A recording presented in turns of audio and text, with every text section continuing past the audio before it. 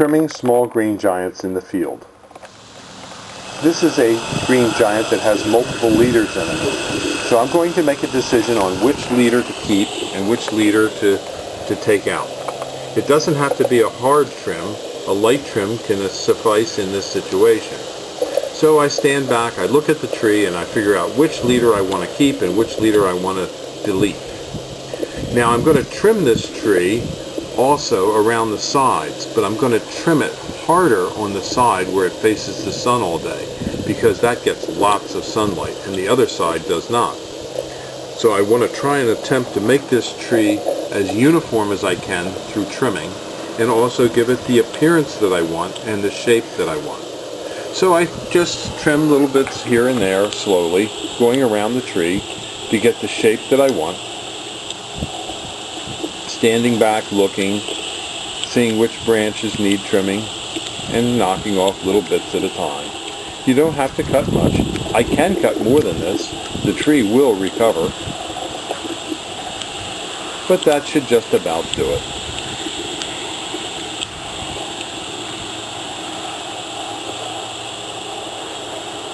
From another angle, you'll see that the tree has now one single leader and a nice shape.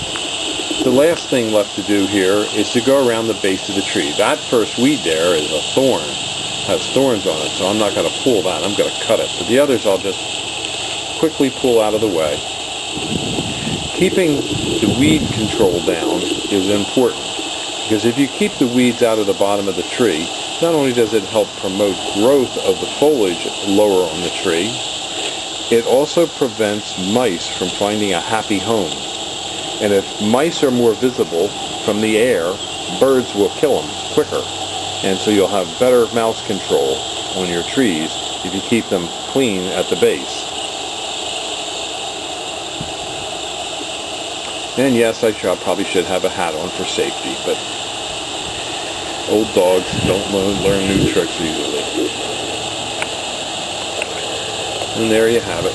That arborvitae is pretty well finished trimming.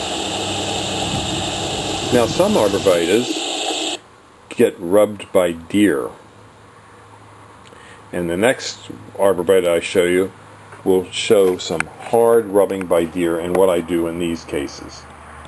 As you can see, some buck rubs are evident in this field. And some of them are pretty severe.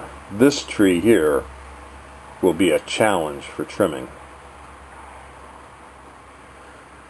But you start in there by looking at that main leader that's been damaged and saying, that's got to go. And after that, you can make a determination about the rest of the tree. So I'll start in there and I'll just trim that main leader out. It's worthless anyway. Perhaps the rest of the tree is worthless as well. Looking in, I can see that I could possibly trim this to get a tree, but it would be more like a bush than a tree. So I'll just make up my mind and say, heck with it. I'm going to trim this one completely out of the way. It's no use having something that's so badly damaged that it never fully recovers. And getting rid of this tree will allow other trees in the row to get more sunlight. So it really will help the other trees.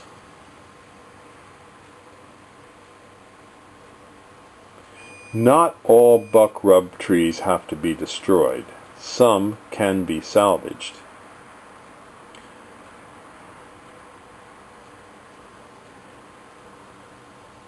This tree is heavily buck rubbed.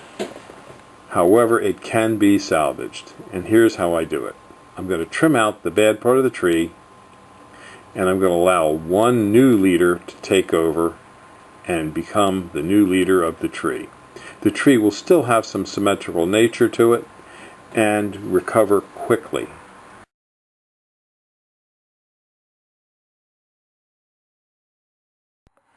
At Highland Hill Farm, we specialize in screen and shade trees. We also deliver and install to eastern U.S. locations. We have a location in Lenore, North Carolina, Fountainville, PA, and Milan, PA. So we service most of the eastern United States. We also have small liners, seedlings, and large trees available. We ship on our trucks or tractor trailers. You can stop in our main location at 5275 West Swamp Road, Fountainville, PA, or you can also just send pictures of your site if you want us to review site pictures. We'd be glad to do that for you as well. So don't hesitate. Call us now at 215-651-8329. Thank you.